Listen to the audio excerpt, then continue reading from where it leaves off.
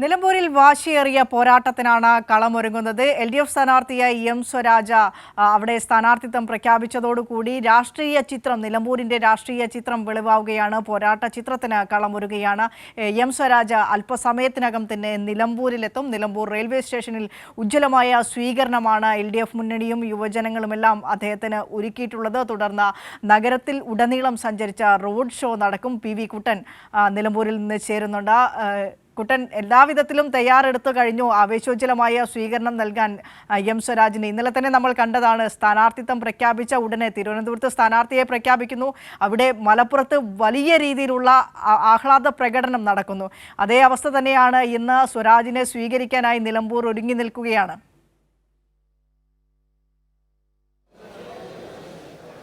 വിനിഷ, ഇവിടെ നമുക്ക് 10:30 മണിക്കാണ് സ്വരാജ് എത്തുമെന്ന് അറിയിച്ചിട്ടുള്ളത്. ഇപ്പോൾ തന്നെ വളരെ നേരത്തെ തന്നെ ഇവിടത്തേക്ക് പ്രവർത്തകർ, അതോടൊപ്പം തന്നെ നേതാക്കളൊക്കെ ഇവിടേക്ക് എത്തിച്ചേർന്നിട്ടുണ്ട്. ആയിരക്കണക്കിന് പ്രവർത്തകർ റോഡ് ഷോ ആയി ഇവിടേക്ക് എത്തും എന്നുള്ളതാണ് നമുക്ക് പ്രതീക്ഷിക്കാൻ സാധിക്കുന്നത്. നല്ല മഴയുണ്ട് ഇവിടെ, എങ്കിൽ പോലും മഴയൊക്കെ അവഗണിച്ചുകൊണ്ട് വലിയ രീതിയിലുള്ള ആൾക്കൂട്ടം ഇവിടേക്ക് എത്തും. അതിനുള്ള എല്ലാ ഒരുക്കങ്ങളും തയ്യാറാക്കിയിട്ടുണ്ട്.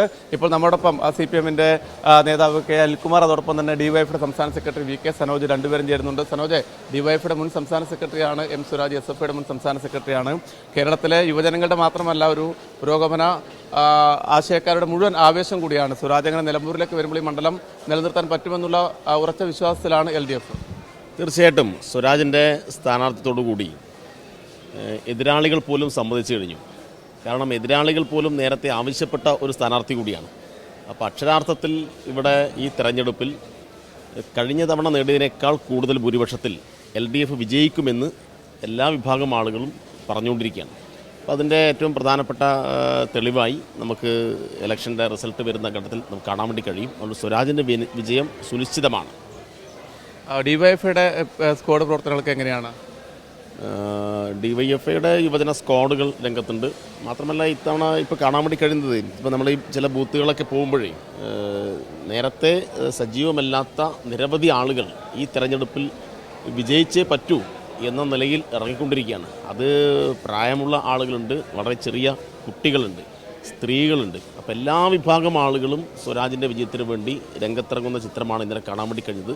ഇന്നലെ സ്ഥാനാർത്ഥി പ്രഖ്യാപനം കഴിഞ്ഞ ഉടൻ തന്നെ നിങ്ങൾ വിവിധ ഇടങ്ങളിൽ നടന്ന പ്രകടനങ്ങളുടെ ദൃശ്യങ്ങൾ നോക്കിയാൽ മതി. ഇപ്പോൾ ആളുകളുടെ എല്ലാം വാട്സപ്പ് സ്റ്റാറ്റസിലൊക്കെ കാണുന്ന ചിത്രങ്ങൾ നോക്കിയാൽ, വീഡിയോകൾ നോക്കിയാൽ നൂറുകണക്കിന് ആളുകൾ ഓരോ ബൂത്തിലും ഇറങ്ങുകയാണ്. സാധാരണ താരതമ്യം നമുക്ക് പ്രവർത്തകർ കുറവായ ബൂത്തിൽ പോലും പ്രകടനം നടത്താൻ വേണ്ടി സ്ത്രീകളും കുട്ടികളും അപാലവൃദ്ധം ജനങ്ങൾ ഇറങ്ങി റോഡിൽ നിൽക്കുന്ന ചിത്രമാണ് കണ്ടത്.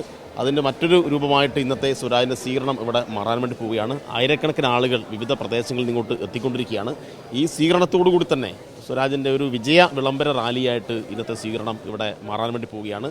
നമുക്ക് കാത്തിരിക്കാം. ഇപ്പോൾ അനിലേട്ടൻ, വലിയ ഒരു രാഷ്ട്രീയ പോരാട്ടമാണ് ഇവിടെ നടക്കുന്നത്. നേരത്തെ MV ഗോവിന്ദൻ പറഞ്ഞതുപോലെ നിലമ്പൂർ ഒരു വലിയ രാഷ്ട്രീയ വഞ്ചന കണ്ടിരുന്നു. PV അൻവർ UDF-മായി നടത്തിയ ഗൂഢാലോചനയുമായി ബന്ധപ്പെട്ട്. അതിനൊക്കെ നിലമ്പൂർ ശക്തമായ രീതിയിലുള്ള മറുപടി നൽകും എന്നുള്ളതാണ് LDF-ന്റെ പ്രതീക്ഷ, അല്ലേ? ഒരു ബഹുമത സമൂഹത്തിൽ വേട്ടയാടപ്പെടുന്നവർക്കൊപ്പം നിൽക്കുക എന്ന് പറയുന്നത് ധീരതയാണ്. സ്വകാര്യമായ നഷ്ടങ്ങളുണ്ടാവും. വേട്ടയാടപ്പെടുന്നവർക്കൊപ്പം നിൽക്കുമ്പോൾ നഷ്ടങ്ങളുണ്ടാകുമെന്ന് അറിഞ്ഞുകൊണ്ട് തന്നെ വേട്ടയാടുന്ന മനുഷ്യനോടൊപ്പം ഞാൻ നിലകൊള്ളുമെന്നൊരു വ്യക്തിയും ഒരു പ്രസ്ഥാനവും തീരുമാനിച്ചാൽ അതിന് കാലം കാത്തുവെച്ചൊരു പോരാട്ട മുഖമുണ്ടാകും. അതാണ് സ്വരാജിലൂടെ ഈ നിലമ്പൂർ കണ്ടെത്തുന്നത്. നവകേരള നിർമ്മിതിക്ക് വഴിതെളിക്കുന്ന ഏറ്റവും ഉജ്ജ്വലമായൊരു പോരാട്ടമാണ് നിലമ്പൂരിൽ ആരംഭിക്കുന്നത്. നവകേരള നിർമ്മിതി വേണോ വേണ്ടയോ എന്ന ചോദ്യം, ആ ചോദ്യത്തിനകത്ത് മതനിരപേക്ഷ കേരളം, ആ കേരളത്തിൻ്റെ പ്രതീകമാണെന്ന് എം സ്വരാജ്. അതുകൊണ്ട് തന്നെ നിലമ്പൂരിലെ മനുഷ്യർ നിശ്ചയമായും ഏതാണ്ട് 2000-ലേറെ കോടി രൂപയുടെ വികസനം 9 കൊല്ലം കൊണ്ട് ലഭിച്ച ഈ നാട്ടിലെ മനുഷ്യർ സ്വരാജിലൂടെ അതിൻ്റെ പുതിയ തലത്തിലേക്ക് ഉയർത്താൻ അവസരം നൽകുമെന്ന് തന്നെയാണ് ഞങ്ങൾ പ്രതീക്ഷിക്കുന്നത്. കോട്ടയത്ത് നിന്ന് നിലമ്പൂരിലേക്ക് എത്തുമ്പോൾ ഇവിടുത്തെ താഴെത്തട്ടുള്ള പ്രവർത്തനങ്ങളൊക്കെ എങ്ങനെയാണ് പോകുന്നത്?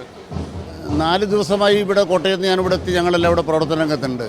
പക്ഷേ ഇന്നലത്തെ പകലിന് വല്ലാത്തൊരു ചൂടുണ്ടായിരുന്നു. ഇന്നലത്തെ പകലിന് വല്ലാത്തൊരു പ്രത്യാശയുണ്ടായിരുന്നു. ഇന്നലത്തെ പകലിന് വല്ലാത്തൊരു പ്രതീക്ഷയുണ്ടായിരുന്നു.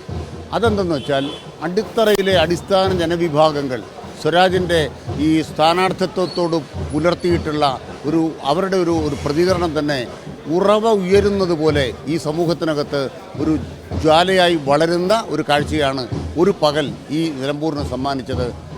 സഖാവ് സ്വരാജ് നിലമ്പൂരിൽ ഒരു വികാരമായി കഴിഞ്ഞു. ഈ ഈ കോൺഗ്രസിന്റെ യുവജന നേതാക്കളൊക്കെ ചോദിച്ചത് ഇവിടെ എന്തുകൊണ്ടാണ് സ്വരാജ് മത്സരിക്കാത്തത് എന്നുള്ളൊരു ചോദ്യം കഴിഞ്ഞ ദിവസമൊക്കെ ചോദിച്ചിരുന്നു. അപ്പോൾ അതിനുകൂടിയുള്ള വലിയ മറുപടിയാണ് ഇന്നലെ വന്നിരിക്കുന്നത്. അതൊന്നും ചോദ്യങ്ങളെ ആയിരുന്നില്ല. ഒരു ഈയാമ്പാറ്റകൾ ഉയരുന്നത് പോലെ താൽക്കാലികമായി ഉണ്ടാകുന്ന പ്രതിഭാസങ്ങൾ മിന്നിത്തിളങ്ങുന്ന കാണുമ്പോൾ അത് വളരെ വേഗം മിന്നി മറയും. യഥാർത്ഥത്തിൽ പാലക്കാട് നിന്നും ഈ നിലമ്പൂരിലേക്ക് യാത്രാദൂരം എത്രയാണെന്നുള്ളതല്ല പ്രശ്നം, രാഷ്ട്രീയത്തിന് വളരെ അകലെയുണ്ട്. കേരളത്തിൽ സംഘപരിവാർ ഏറ്റവും കുറവുള്ളൊരു മണ്ഡലമാണ്. അതുകൊണ്ട് തന്നെ ഈ സമൂഹത്തിലെ ന്യൂനപക്ഷ ജനവിഭാഗങ്ങൾ, ഇവിടുത്തെ മതനിരപേക്ഷ വോട്ടുകൾ ആർക്ക് പോകണം? അതിലേറ്റവും അർഹനായ ഒരു വ്യക്തി വന്നിരിക്കുന്നു. അതാണ് ഈ തെരഞ്ഞെടുപ്പിലെ മാറ്റം. ആ മാറ്റം നിലമ്പൂർ വായിച്ചറിഞ്ഞു കഴിഞ്ഞു എന്നുള്ളതാണ് ഞങ്ങൾ ഗ്രൗണ്ടിൽ നിന്ന് മനസ്സിലാക്കുന്നത്. വിനിഷ, ഇങ്ങനെയാണ് CPM-ന്റെ നേതാക്കളുടെ പ്രതികരണങ്ങളൊക്കെ. വലിയ രീതിയിലുള്ള ആവേശം ഇവിടെ ഇന്നലെ ഈ സ്ഥാനാർത്ഥി പ്രഖ്യാപനത്തോടുകൂടി തന്നെ വലിയ രീതിയിലുള്ള ആവേശം ഇവിടെ ഉണ്ടായിരുന്ന ആവേശമാണ് ഇപ്പോൾ അനിൽകുമാർ സ്വരാജ് ഉൾപ്പെടെ നേതാക്കൾ പങ്കുവച്ചത്. ഇനിയുള്ള ദിവസങ്ങളിലും വലിയ രീതിയിലുള്ള ആവേശം സ്വരാജിൻ്റെ സ്ഥാനാർത്ഥിത്വം ഉണ്ടാക്കിയിരിക്കുന്ന ആവേശം വലിയ രീതിയിൽ ഇവിടെ ഉണ്ടാകും. ഇപ്പോൾ